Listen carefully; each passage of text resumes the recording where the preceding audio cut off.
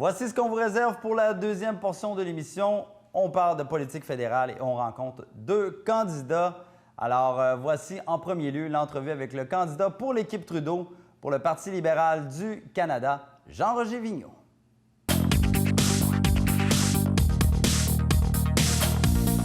Jean-Roger Vigneault, bonjour, comment allez-vous?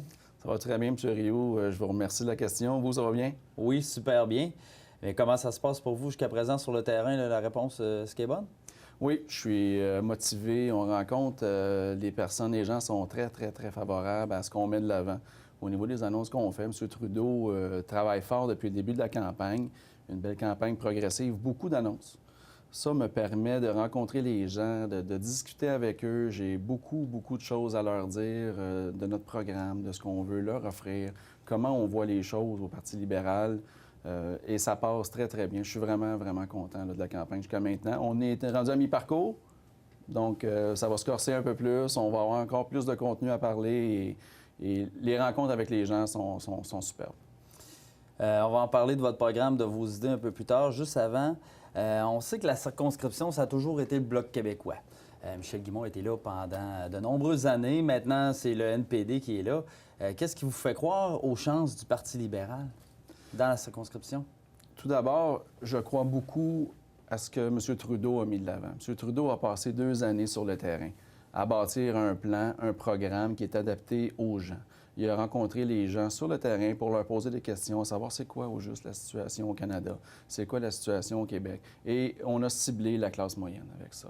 Donc, la classe moyenne, c'est 85 des gens. Donc, comme grande plateforme au niveau de la classe moyenne, de donner un coup de main aux gens qui veulent en faire partie également, on ne peut pas se tromper. Et c'est du concret. Ce qu'on met là, c'est une baisse d'impôts pour les gens de la classe moyenne. C'est une meilleure allocation canadienne aux enfants, bonifiée, libre d'impôts. On a fait des belles annonces pour les jeunes. Donc, je suis convaincu qu'on s'en va vers un changement important. Vous avez parlé, M. Guimond, il était 16 ans au pouvoir, effectivement, dans la circonscription. On vient d'avoir 4 ans d'NPD. M. Guimond avait un leadership qu'on ne peut pas dénier. Ça, c'est certain. M. Guimond avait un certain leadership. Un leadership que je n'ai pas senti au cours des 4 dernières années. Et moi, je crois qu'avec le bagage de ce que M. Trudeau amène comme plan, mon expérience de gestion, mon expérience au niveau municipal, j'ai toujours été quelqu'un de mobilisant, de motivant. J'ai un leadership assuré et je suis convaincu que pour nous ramener avec une qualité de vie, nous ramener avec des investissements dans la région, que les gens puissent enfin se désendetter un peu, je suis convaincu d'être la bonne personne pour ça. Ça va en prendre du leadership pour réaliser tout ce qu'il y a dans votre parti. Oui. Parce que, justement, le Parti libéral dit vouloir créer 40 000 emplois pour les jeunes par année au cours des 3 prochaines années. Si on s'entend que c'est pas uniquement pour le compter, mais de quelle façon vous allez vous y prendre pour créer autant d'emplois pour les jeunes? Bien, avec les investissements majeurs, on a mis de côté l'équilibre budgétaire pour les 3 prochaines années. Dans le fond, ce qu'on veut faire avec ça, c'est d'investir dans les régions, dans les provinces. Je suis conseiller municipal. Pour moi, j'attends cette nouvelle-là depuis longtemps. Et en créant ces emplois-là dans les municipalités, dans les régions, on va créer de l'emploi pour nos jeunes. On a aussi mis de l'avant un programme de frein des cotisations. Donc, les entreprises qui vont engager des jeunes en 18 et 24 ans, pour une période d'1 an, n'auront pas de cotisation à l'assurance-emploi à payer. Donc, c'est tous des programmes comme ça, toutes des idées comme ça qui vont faire en sorte qu'on va susciter l'embauche. Connexion compétences, un autre programme très important au fédéral. Justement, c'est pas quelque chose qui se fait déjà. Vous voulez bonifier ça? On veut le bonifier. On veut le bonifier. On va doubler, si je ne me trompe pas, on veut doubler l'argent qui est mis là pour aider les gens qui sont un peu plus en difficulté d'aller chercher de l'emploi au niveau des jeunes.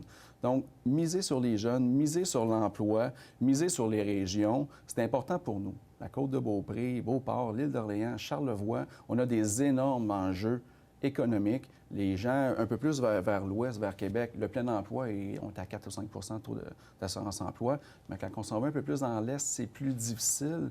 Bien, il faut susciter de l'économie, il faut susciter des emplois, il faut provoquer des emplois. Et c'est ce qu'on s'engage à faire. Et c'est ce qui est important de faire. Je crois qu'en faisant ça, on va faire relever l'économie, on va amener des projets ici, on a des bonnes idées, mais ça part des gens et des entrepreneurs avant tout. Parlons de l'autre côté, il y a l'assurance-emploi. C'est un gros dossier au fédéral. Chaque parti a un peu sa façon de voir comment il pourrait remanier ça. Qu'est-ce qui ne marche pas actuellement dans le système d'assurance-emploi que vous voulez corriger? Bien, ce qu'on a fait la semaine dernière avec l'annonce pour l'assurance-emploi, c'était de donner l'accessibilité, faciliter l'accessibilité aux gens. L'assurance-emploi est essentielle pour des gens dans les régions avec des travaux, des gens qui travaillent au niveau touristique, saisonnier. C'est important que ces gens-là, on ne leur met pas de barrière dans les roues pour qu'ils aient accès au support financier quand ils cessent l'activité saisonnière. Donc, ce qu'on veut, nous, c'est réduire le temps d'attente. Donc, on a dit qu'on passait de 2 semaines à 1 semaine le délai de carence. On veut faciliter l'accès en augmentant les services rendus. Le nombre d'heures minimales pour se qualifier, en ce moment, c'est 525, là, un peu plus vers l'est, là, dans Charlevoix, en tout cas. 525 dans la région aussi. On est dans le même niveau. C'est nord du Québec, Haute-Côte-Nord. OK. Donc, 525 heures pour se qualifier. Donc, on veut ramener ça aussi à 525 pour les nouveaux travailleurs et les jeunes qui reviennent du marché de l'emploi. Parce qu'en ce moment, il y a une pénalité à 910 heures. Aussi, il y avait la règle du 100 km à 75 du salaire qu'on se devait d'accepter un emploi. On abolit tout ça. Dans le fond, on abolit toute la réforme Harper de 2012. OK. Pour accepter un emploi, il faut que ça soit à 90 du salaire. Donc, on passe de 75 à 90 Il faut travailler au niveau du travailleur étranger temporaire également. Il faut essayer, puis c'est pour ça que je rencontre les entrepreneurs de la région qui ont de la difficulté également à avoir des employés l'hiver. Mais il faut donner un coup de main aussi. Il faut aller rencontrer les gens qui sont aptes à travailler. Il faut essayer de susciter aussi. Ça, c'est un peu l'envers de la médaille, là. Il y a des gens qui pourraient être en mesure de travailler l'hiver qui ne le font pas par choix. Puis si je vous dis que le NPD prétend le contraire, bien, dans un article que j'ai lu dernièrement, il mentionnait que le Parti libéral ne sera pas en mesure de régler ces problèmes-là de l'assurance-emploi parce que, ayant déjà été au parti, ils ne l'ont pas réglé à ce moment-là. Alors pourquoi ça se ferait maintenant? Bien, je pense que M. Trudeau, ce qu'il amène, c'est une approche totalement différente. On parle d'équilibre, on parle d'accessibilité aux services fédéraux. Ce qui a été mis de l'avant a été applaudi par les gens qui travaillent en collaboration avec l'assurance-emploi. Donc, l'accessibilité, c'est important. Ce qu'on met de l'avant, là, moi, je considère que c'est du concret. Je ne peux pas comprendre le NPD de dire qu'on ne réglera rien. On donne beaucoup plus d'accessibilité. Je vois pas là, en quoi on pourrait faire beaucoup plus parce que c'est l'essentiel, c'est que les gens y aient accès. Moi, c'est le trou noir, le fameux trou noir également. Les gens, à compter de mars jusqu'à juin, juillet, n'ont plus d'assurance-emploi. Mais on va collaborer, améliorer les services avec eux. Il y a eu 600 coupures au niveau du service d'assurance-emploi. Bien, on va ramener ça tranquillement. On va investir dans le service d'assurance-emploi. Donc, on a mis du concret. Je suis convaincu que ça va aider les gens là, qui ont besoin de l'assurance-emploi. Vous avez parlé d'infrastructure tout à l'heure Oui. parce que les libéraux, vous avez un plan, vous parlez d'investissements importants dans les infrastructures, mais concrètement, chez nous, on veut investir où? Comment tout ça va se manifester? Bien, tout d'abord, on commence par les municipalités. Je pense que c'est essentiel. Je suis conseiller municipal. Nos infrastructures sont désuètes dans la plupart des municipalités et villages de la circonscription. Donc, déjà là, d'aller donner un coup de main aux municipalités pour qu'ils soient en mesure de renouveler leurs équipements. Quand on fait ça, bien, on donne une qualité de vie aux citoyens. On donne un bon coup de main aux municipalités qui n'ont pas les moyens nécessaires pour supporter eux-mêmes ce genre d'infrastructure-là. Je pense à des projets qui ont existé sur la côte de Beaupré, le centre aquatique. Bien, c'est là où ce que le leadership d'un député doit arriver pour faire en sorte que les programmes y existent. Ils ont toujours été là. Nous, on veut les bonifier en plus, mais ça prend quelqu'un qui est capable de faire le lien entre la partie qui a un projet et ce qui existe au gouvernement. Et c'est là où il faut s'asseoir avec les gens. Je suis en tournée avec les joueurs économiques clés de la région pour voir ce qu'ils ont besoin. On parle de loyers un peu plus adaptés au niveau du prix, des loyers un peu plus accessibles pour amener les gens, mettons, de Québec, de Montréal, en région, à accepter des emplois intéressants, mais qui n'ont peut-être pas le même niveau salarial que dans le centre-ville, là. Donc, mais pour ça, il faut les aider à s'adapter, à s'intégrer dans des milieux. Ça passe par des loyers abordables, ça passe par une facilité à acquérir notre première maison également. Donc, c'est toutes ces choses-là qu'il faut faire.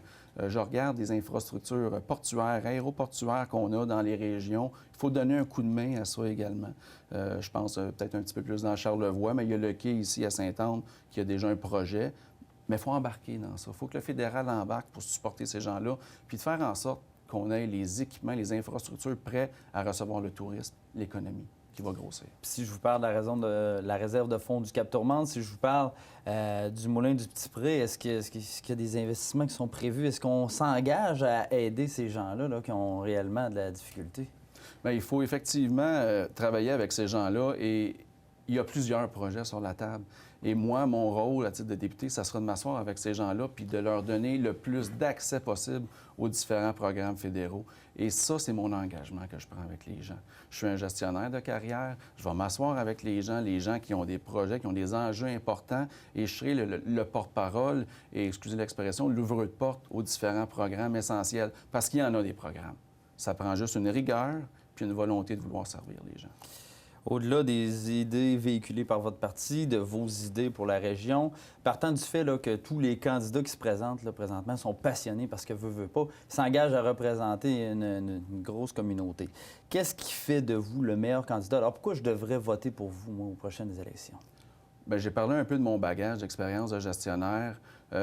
Partout où j'ai passé à titre de gestionnaire, j'ai eu à faire de la restructuration, j'ai eu à amener des projets, j'ai eu à réorganiser les entreprises dans lesquelles j'étais et j'ai toujours livré ça de façon efficace pour améliorer la qualité du service. Je suis quelqu'un de mobilisant, je suis quelqu'un de motivant, je suis quelqu'un qui est intègre, qui livre les dossiers au meilleur de sa connaissance et de sa compétence, et je suis aussi quelqu'un d'équipe. En ce moment, ce qu'on a besoin, c'est d'un leadership d'équipe, c'est de travailler ensemble pour arriver à nos fins. On a des entrepreneurs, on a des élus qui sont extrêmement compétents. Bien là, ça prend juste la bonne personne pour faire en sorte de faire lever tout ça. Et moi, bien, mon bagage, c'est ça. C'est de travailler avec les gens, c'est de mobiliser les gens à un résultat, et c'est ce que je m'engage à faire, et c'est ce que je vais vous donner. Monsieur Vigneault, merci et bonne fin de campagne. Merci, M. Rioux.